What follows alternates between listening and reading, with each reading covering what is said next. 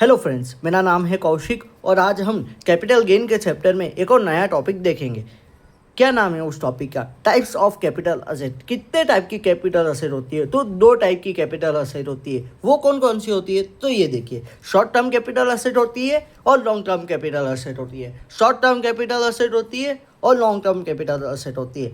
अब कोई भी असेट को शॉर्ट टर्म कैपिटल असेट और लॉन्ग टर्म कैपिटल असेट कब बोलेंगे? किसी भी असेट को शॉर्ट टर्म और लॉन्ग टर्म कब बोलेंगे तो वो किस पे डिपेंड करेगा?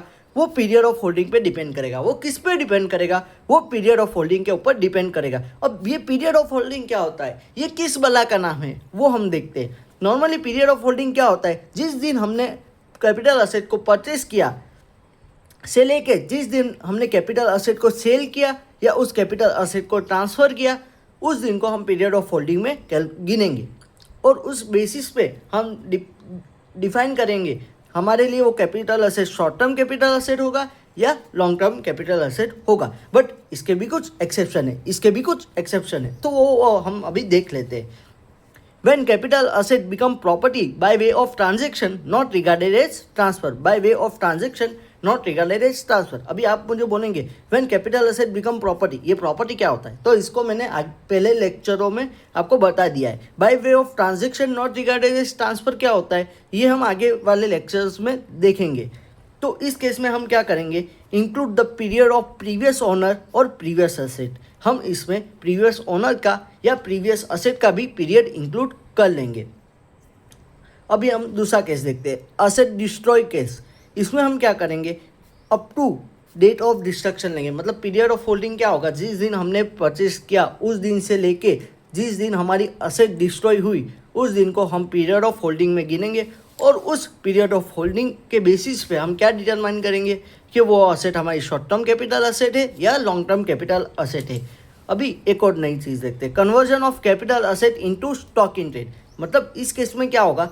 जिस दिन हमने कैपिटल असेट परचेस किया उस दिन से लेकर जिस दिन हमने कैपिटल असेट को कन्वर्ट किया उस दिन को हम पीरियड ऑफ होल्डिंग में लेंगे और उस पीरियड ऑफ होल्डिंग के बेसिस पे हम डिटरमाइन करेंगे वो capital asset short term capital asset है या वो लॉन्ग टर्म कैपिटल असेट है। फिर एक और नई चीज़ देखते हैं, compulsory acquisition of capital asset. Compulsory acquisition of capital asset आपने बहुत बार देखा होगा, जब भी गवर्नमेंट रोड बनाती है तो लैंड कंपल्सरी एक्वायर कर लेती है।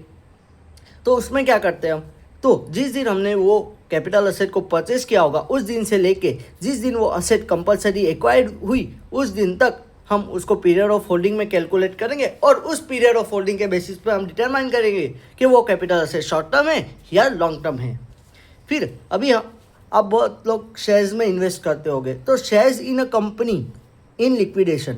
अभी इस केस में क्या होगा? जिस दिन आपने वो शेयर्स परचेस किए होंगे उस दिन से लेके जिस दिन वो कंपनी लिक्विडेशन में चली जाती है उस दिन को हम कैलकुलेट करेंगे पीरियड ऑफ होल्डिंग में और उसके बेसिस पे डिफाइन करेंगे वो शॉर्ट टर्म कैपिटल असेट होगा या लॉन्ग टर्म कैपिटल असेट होगा। अभी ये वाला जो टॉपिक है ना, ये वाला, इसको समझाने के लिए मैं एक एग्जांपल लेता हूँ। सपोज ज्वेलरी परचेस की थी रितिका ने 2002 के अंदर। ज्वेलरी परचेस की थी रितिका ने 2002 के अंदर और उसने वो ज्वेलरी को कन्वर्ट कर लिया स्टॉक के अंदर। क्यों स्टॉक के अंदर कन्वर्ट कर दिया? क्योंकि उसने ज्वेलरी का कोई बिजनेस खोल दिया और वो बिजनेस में रूटीन कोर्स में सेल करेगी। वो कब किया उसने कन्वर्ट? 2020 के अंदर। और वो ज्वेलरी को सेल कब किया? 2025 के अंदर। अब आप लोग बोलोगे मेरे को कि नॉर्मल प्रोविजन के हिसाब से डेट ऑफ परचेज 2002 के अंदर और डेट ऑफ सेल 2025 के अंदर हुआ तो ये पीरियड ऑफ होल्डिंग होगा। पर ऐसा नहीं है। क्यों? क्योंकि हमने यहाँ पे अभी पढ़ा, जब भी हम कन्वर्जन करते हैं कैपिटल एसेट, अपने केस में कैपिटल एसेट क्या है? ज्वेलरी है। किस में कन्वर्ट करते हैं हम? स्टॉक के अंदर। हमने स्टॉक में ज्वेलरी को कन्वर्ट कर दिया तो पीरियड ऑफ होल्डिंग कहाँ से लेने का? 2002 से लेके जिस दिन उसको कन्वर्ट कब किया? 2020 में किया। तो 2002 से लेके 2020 तक का हम पीरियड ऑफ होल्डिंग के अंदर गिनेंगे। ये मैंने आपको पीरियड ऑफ होल्डिंग के बारे में सारी चीज़ बता दी। अब हम हमारे मेन टॉपिक में आ जाते हैं कि वो कौन सी एसेट को हम शॉर्ट टर्म मानेंगे, किस पे डिपेंड करेगा, वो सारी चीज़ें। अब हम देखेंगे कि कौन सी कैपिटल असेट को शॉर्ट टर्म बोलेंगे और कौन सी को लॉन्ग टर्म बोलेंगे। तो जैसे हमने पढ़ा वो पीरियड ऑफ होल्डिंग पे डिपेंड करेगा। किस पे डिपेंड करेगा? पीरियड ऑफ होल्डिंग पे डिपेंड करेगा। अब मैं आपको असेट बताऊंगा, जैसे listed shares and securities. Listed shares and security ये क्या है? एक कैपिटल असेट है, बराबर। आप बहुत सारे लोग शेयर्स और सिक्योरिटीज़ में इन्वेस्ट करते ही होंगे। अब फिर दूसरा क्या आता है इसमें, unit of equity oriented mutual fund. Unit of equity oriented mutual fund, अब ये क्या होता है unit of equity oriented mutual fund? अब म्यूचुअल फंड, एक म्यूचुअल फंड जिसके अंदर मिनिमम 65%, मिनिमम 65% मतलब क्या, 65% और more of its total proceed is invested in the listed equity shares of domestic company.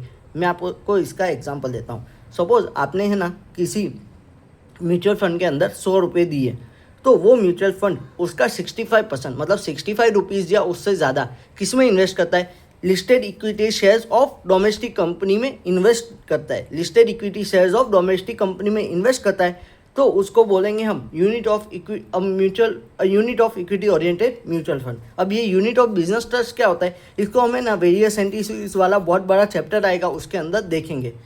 अब जीरो कूपन बॉन्ड क्या होता है, ये तो आपने एफ में भी पढ़ा होगा। Issued at discount, redeem at par, issued at discount, redeem at par. अब ये जो आपने 4 ऐसे देखी ना, listed shares and securities, unit of equity oriented mutual fund, unit of business trust और जीरो कूपन बॉन्ड, इसको अगर आपने 1 साल तक हेल्ड किया, अप टू 1 ईयर, 1 साल या उससे कम के लिए हेल्ड किया, तो उसको हम बोलेंगे शॉर्ट टर्म कैपिटल एसेट। उसको हम बोलेंगे short term capital asset. If held for more than 1 year, मतलब 1 साल से ज़्यादा के लिए किया, तो उसको हम बोलेंगे लॉन्ग टर्म कैपिटल एसेट। उसको बोलेंगे लॉन्ग टर्म कैपिटल एसेट। अभी हम और कुछ एसेट देखते हैं। अभी यहाँ पे देखा आपने लिस्टेड शेयर्स एंड सिक्योरिटीज। अब आप लोग पूछेंगे अनलिस्टेड कहाँ चली गई, अनलिस्टेड को नहीं लेना है? नहीं, अनलिस्टेड को भी हम यहाँ पे लेंगे। तो यहाँ पे unlisted shares and securities, unlisted shares and securities, securities यहाँ पे नहीं आएगा, सिक्योरिटीज़ यहाँ पे नहीं आएगा। क्यों नहीं आएगा? क्योंकि वो अदर कैपिटल एसेट में गिना जाता है। तो unlisted shares and land and building, unlisted shares and land and building, अगर आपने उसको 2 साल तक के लिए हेल्ड किया है, मतलब 2 साल या उससे कम के लिए किया है, तो उसको बोलेंगे हम शॉर्ट टर्म कैपिटल एसेट। अगर if held for more than 2 year, अगर 2 साल से ज़्यादा के लिए हेल्ड किया है, तो उसको बोलेंगे लॉन्ग टर्म कैपिटल एसेट। उसको बोलेंगे लॉन्ग टर्म कैपिटल एसेट। किसको? Unlisted shares and land and building को। अब हम कुछ और कैपिटल, अदर कैपिटल एसेट मतलब बचा कुचा, अदर कैपिटल एसेट मतलब बचा कुचा। बचा कुचा क्या हुआ? बचा कुचा क्या हुआ? जो इधर कवर नहीं हुआ, जो लिस्टेड शेयर्स एंड सिक्योरिटीज़ नहीं है, जो unit of equity oriented mutual fund, इन सब के अलावा वाली चीज़ें, इन सब के अलावा वाली चीज़ें, ये जो हमने 6 चीज़ पढ़ी ना, उसके अलावा की चीज़ें, including unlisted securities, including unlisted securities. क्यों यहाँ पे अनलिस्टेड सिक्योरिटीज़ लिखा? क्योंकि वो यहाँ पे लिस्टेड वाला हमने कवर कर लिया, लिस्टेड शेयर्स एंड सिक्योरिटीज़। यहाँ पे हमने अनलिस्टेड शेयर्स कवर किया, तो अभी अनलिस्टेड सिक्योरिटीज़ रह गए। तो मैंने आपको बोला था ना, वो अदर कैपिटल एसेट में गिना जाएगा, इसलिए उसको यहाँ पे गिना। If held for up to 2 years, 2 साल या उसके कम के लिए किया है, तो उसको बोलेंगे short term capital asset. If held for more than 2 years, अगर 2 साल से ज़्यादा के लिए किया है, तो उसको बोलेंगे हम लॉन्ग टर्म कैपिटल एसेट। अब यहाँ पे एक कैच है, अभी आपको पता होगा कि इस साल इलेक्शन थे, तो इलेक्शन के कारण क्या होता है, इंटरिम बजट भी आता है और फाइनल बजट भी आता है। तो उसके चक्कर में ना, इसमें बहुत बड़ा एक कैच है। ये 2 साल जो लिखा है ना मैंने यहाँ पे, 2 साल कौन से केस में? अदर कैपिटल एसेट के केस में। अदर कैपिटल एसेट के केस में ये 2 साल लिखा है ना, तो उसको हम क्या मानेंगे? 3 साल मानेंगे। कब? ओहो, अब ये 3 साल कब मानेंगे आप पूछेंगे मेरे से। If transfer took place before 23/7/2024, 23/7/2024 के पहले अगर आपका ट्रांसफ़र होता है, तो ये यहाँ पे 2 साल लिखा है ना, उधर आप 3 साल कर देना। 2 साल लिखा है ना, उधर 3 साल कर देना, बराबर। अगर आपने 3 साल या उससे कम के लिए हेल्ड की होगी, तो उसको शॉर्ट टर्म मानेंगे, और 3 साल से ज़्यादा के लिए हेल्ड करी होगी, तो लॉन्ग टर्म मानेंगे। ऐसा कब होगा? जब असेट का ट्रांसफ़र हो रहा है 23/7/2024 से पहले। अगर 23/7/2024 के दिन या उसके बाद हो रहा है, तो अब हम इधर 2 साल ही गिनेंगे, 2 साल ही देखेंगे। अब उसका मतलब क्या हुआ कि 2 साल या उससे कम हुआ तो शॉर्ट टर्म, 2 साल से ज़्यादा हुआ तो लॉन्ग टर्म। होप सो ये आपको वीडियो अच्छा लगा हो। कुछ भी डाउट हो तो कमेंट सेक्शन में मेंशन कीजिए। Thank you so much.